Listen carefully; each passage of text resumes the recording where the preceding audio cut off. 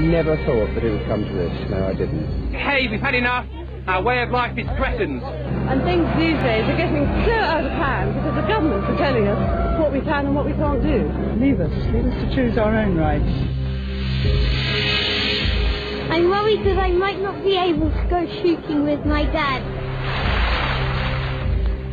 Our livelihood, our way of life, employment, we're finished. It's as serious as that. This is what a disarmed country looks like. This is how little is left once free men and women surrendered their right to own a firearm.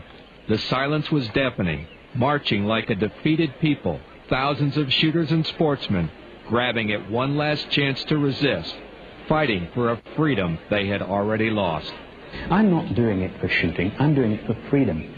I don't care if I never fire another shot, but I'm damned if I'm going to let my government make the decision for me. My father once said to me that the day you hand your guns in, that means that the country's no good to live in anymore. No one really thought that they would take your rabbit guns and your duck guns. That just couldn't happen. It was an impossibility. We thought no one would ever do anything to us. We were wrong. Too bloody late now. Once the guns are gone, you're not going to get them back. Giving into government by giving up their firearms. Gun owners were shamed into silence while politicians and the anti-gun forces moved swiftly, turning two tragic shootings into legislative opportunities. It becomes quite clear that if you want a safer society with lower gun violence, then you've got to reduce your gun ownership. In Great Britain, a total ban on handguns. Within a year, storage rooms at police departments were filled with firearms. No matter how valuable or how rare, they were turned in by law-abiding citizens to be destroyed. The main thing that's been destroyed in the UK is democracy. We've had a vociferous minority hoodwink the media and the public into believing what they've done is right. We've basically accepted that our government possibly have a point to make. And I think that we should have told them very clearly that they do not. There's the old saying, if the good men stay silent, only the evil is heard. And the good men, we sat at home, all 60,000 of us, and we were silent. A very bad mistake. In Australia, it took just 2 weeks for an outright ban on all semi-automatic firearms and pump-action shotguns to become law. We're supposed to be in a democratic country here in Australia, but I'm starting to wonder about that now. How dare the government take away my gun? How dare they do that? Because I haven't done anything wrong. On May the 9th, I was allowed to own firearms. On May the 10th, I was a criminal if I didn't hand them in. And what did I do? Just because I happen to be a firearms owner, I happen to be some sort of potential murderer or some sort of monster. And that's just not the case. It's the feeling of being a second-rate citizen. It's the feeling of being a Jew in Nazi Germany. That's the same feeling. Gun owners forced to surrender their firearms to the saw blade, the scrap heap, and the blast furnace. Strike the pen. And for collectors like Len Martin, all he has left is memories. Photographs of what freedom once felt like. A cult collection worth thousands of dollars, gone forever. My family fought for this country, for his rights, my rights, and they did it for nothing. Because what we've got now is, I believe we're heading for we're close to a dictatorship. But it's more than just losing a firearm. It's losing a tradition and a cherished right. And that's a loss that can never be reclaimed. That firearm was my father's. It was mine. It was going to be my son's. And they've taken it from me. And they shouldn't be allowed to do that. The chief of firearms in South Australia said to me, oh, you'd be happy with the money you got for your guns, wouldn't you? And I looked at him and I said, you don't understand, do you? I don't want the money. I want my guns. I lost a Ruger 44 carbine rifle, which I use for pig shooting, and I lost a rimfire 22 semi-automatic, which is the first firearm my father ever gave me, and that really hurt. A hurt that runs deep, Olympic shooters feel abandoned by their own government. Although they still compete beneath the flag of Great Britain, they've been forced to leave their homeland and practice in another country.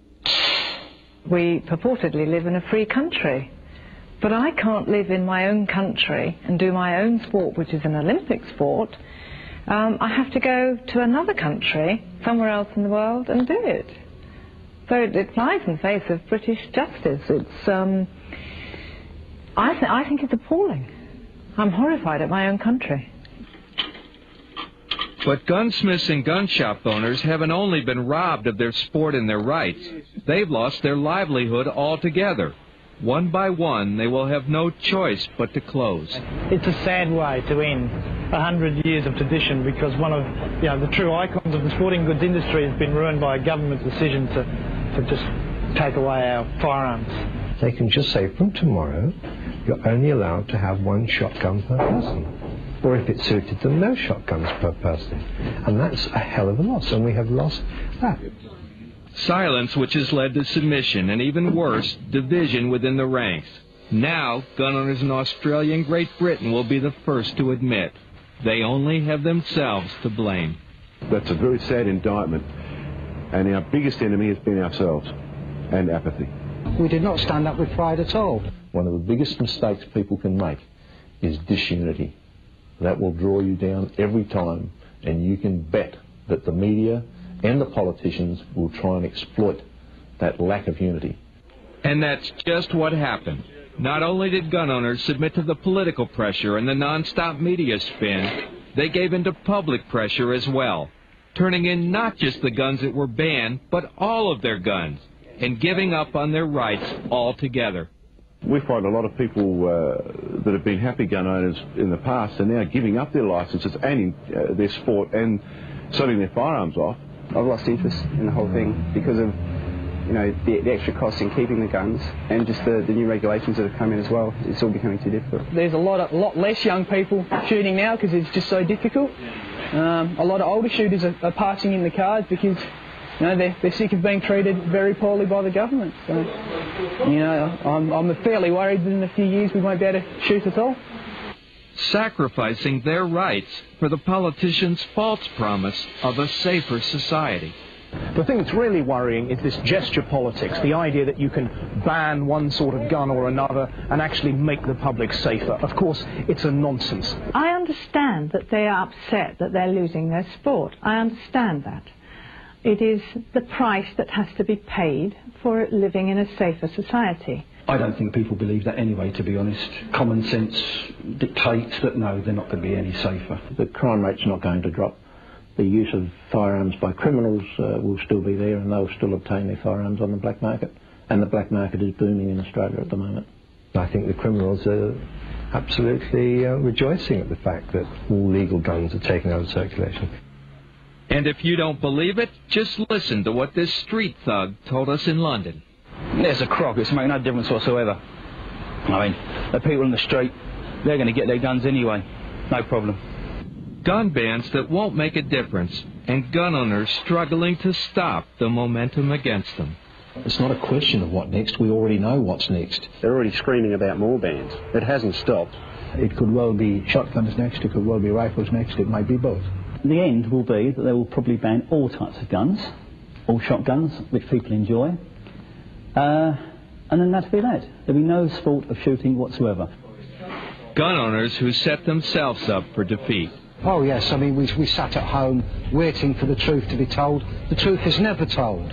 They not only lost their will to fight, but were willing to surrender what they know is rightfully theirs. It's a lesson learned the hard way, and their message to gun owners in America is simple.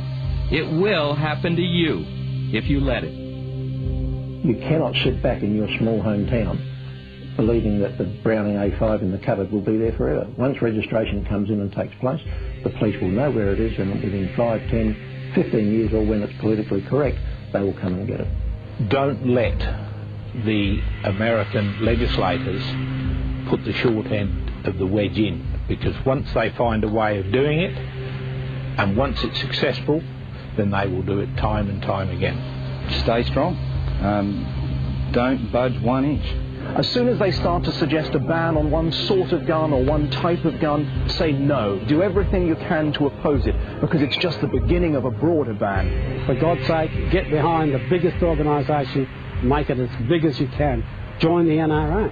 Keep the pressure on, because if you don't keep the pressure on, there are people out there whose entire life is devoted to taking your rights away. Get off your butts and wake up. Read the writing on the wall. Join up and be with the strength now. It's too late when your guns are gone. You should never give up. Never, ever give up.